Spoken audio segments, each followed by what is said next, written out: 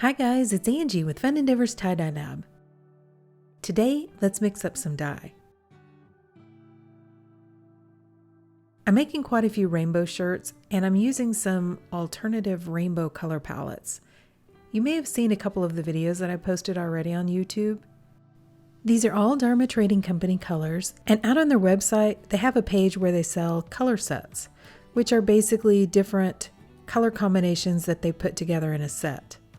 I didn't buy the set because I already had all the different colors in that set. So that's what I'm doing is I'm using the colors from the neon set, from the jewel tone set, and from the spring pastel rainbow set. And to mix up all the colors for these three sets, I'm going to be mixing 18 different colors. I'm mixing up 1 cup of each of the dye colors. So to mix the dye, I'm going to use some silicone cups, measuring spoons, and I like to use deionized water to mix up my dye. Where I live, I have hard water, and sometimes that can interfere with the dye, so I just purchase deionized water in the container and use that to mix my dye. I'm starting by adding 1 tablespoon of urea to each of the silicone cups. Where I live, it gets really hot, and I use urea in all of my liquid dyes. Urea will help to keep the shirt from drying out while it's processing.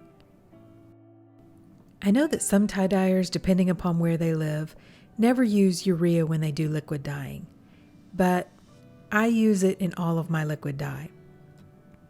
Not only is it a humectant, which means that it will help keep the fabric from drying out while it's processing, but it also helps to get the dye into solution.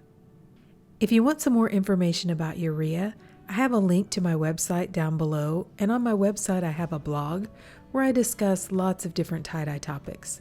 Urea is one of those. Since I'm mixing 3 different color palettes, I'm going to mix all the colors that are similar together. So I'm doing the 3 yellow colors in this batch. I'm adding 2 teaspoons of dye to each one of the containers, and then I'm going to add 1 cup of deionized water to each container.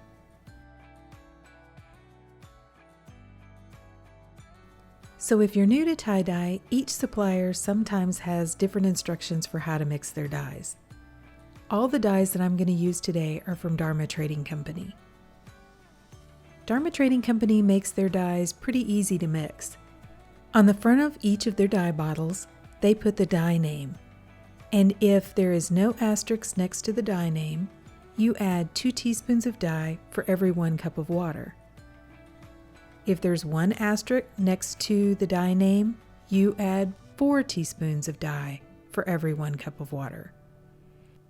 If there are 2 asterisks next to the dye name, you add 8 teaspoons of dye for every 1 cup of water. I am one of the kind of people that I do not water down my dyes.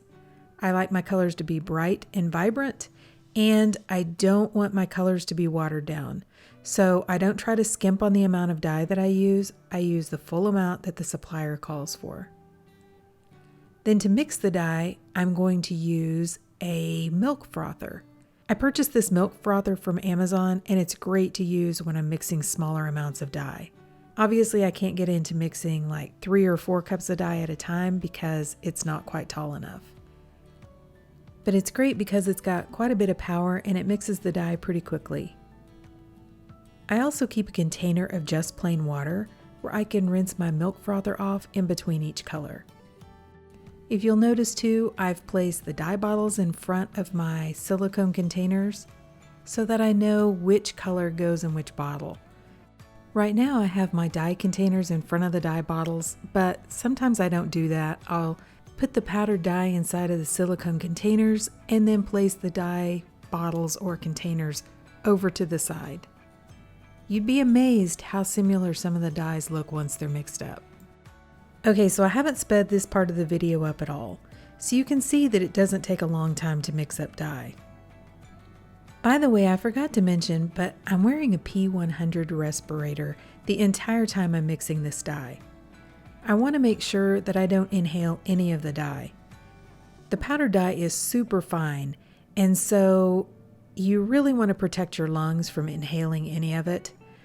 I know that there are stories of tie-dyers who are no longer able to tie-dye because they now have reactions because of inhaling dye. Better safe than sorry. Okay, so this is the great part about using the silicone containers to mix the dye in. I don't have to use a funnel. I can just squeeze the side of the container and pour the dye straight into the bottle. So if you notice, some of the yellow was still left down in the bottom of this container. I poured part of the dye back inside of my container and mixed it again. Yellow is one of the colors that sometimes is just a bear to get mixed up. Normally, instead of mixing with the water very well, it just wants to sit on top. I had better success with the other two yellow colors, the citrus and the bright yellow. They seemed to mix up really well. There wasn't a whole lot left down in the bottom of the container.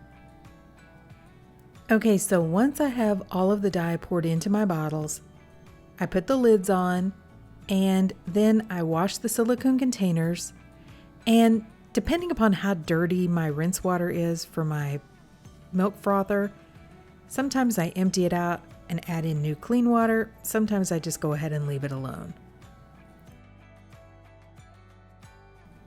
I also forgot to mention that whenever I do colors like this, I normally try to do like the lightest color on one end and the darkest color on the opposite end.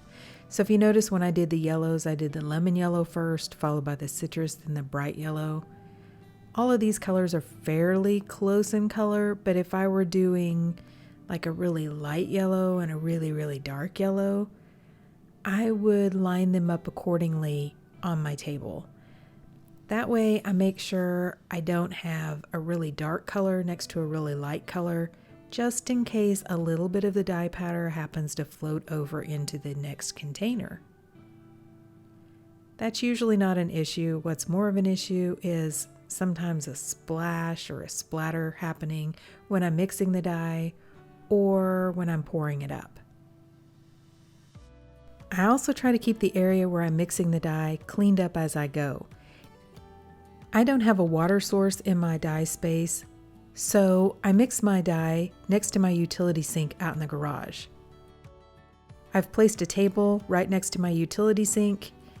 Then underneath the containers where I'm mixing the dye, I usually put a paper towel just to catch any of the spills or any little accidents that might happen.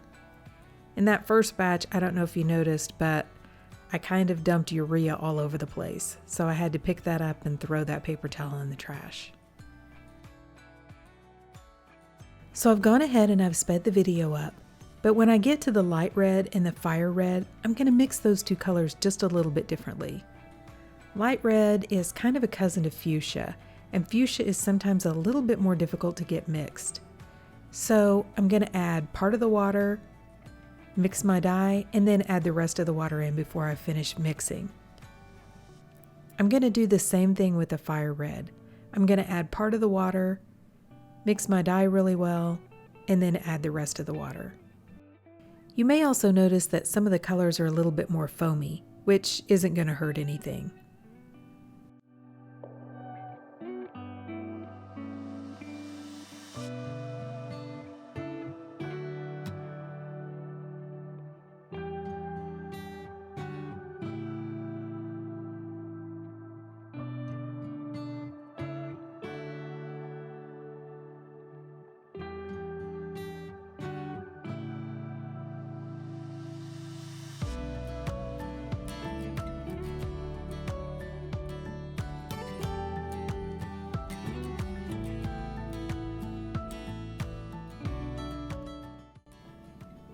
With the orange colors, for some reason, my soft orange ended up being very chunky.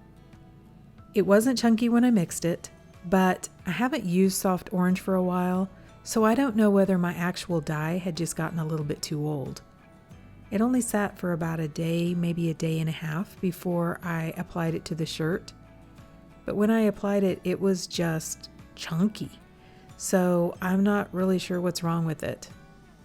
I've never had that issue with that color before, so I'll just order some new the next time I place a new Dharma order.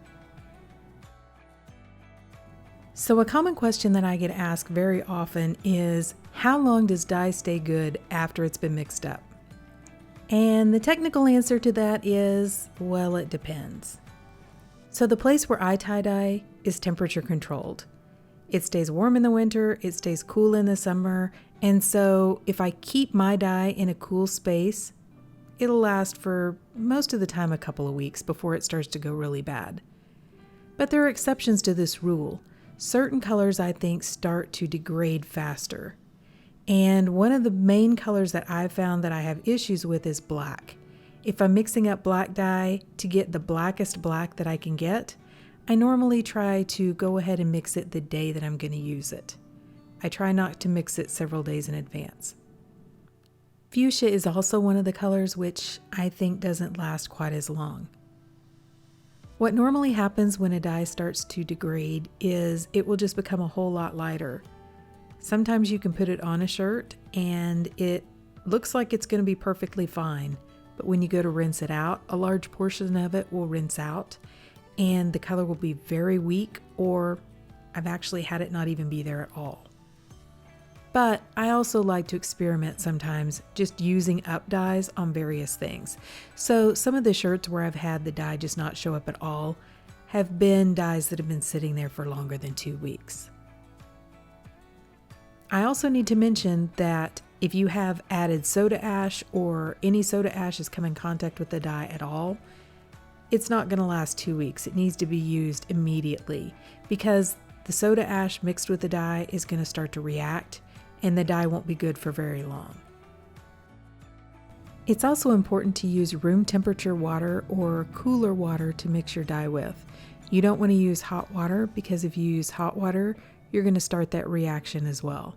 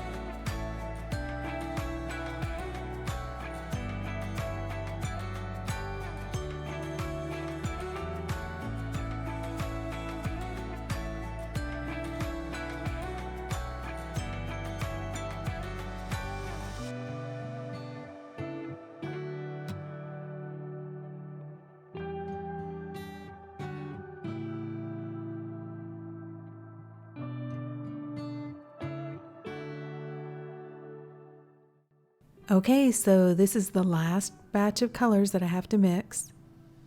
And just as soon as I get the colors mixed, I'm going to clean up my dye space. I have a damp sponge, which I'm going to run across the table and wipe up any spills or excess powdered dye. Okay, so I'm getting ready to go have some fun tie-dyeing. And if you guys have enjoyed this video, I sure would appreciate it if you would like it and subscribe to my YouTube channel. Thank you all for watching, and I hope you have a great day.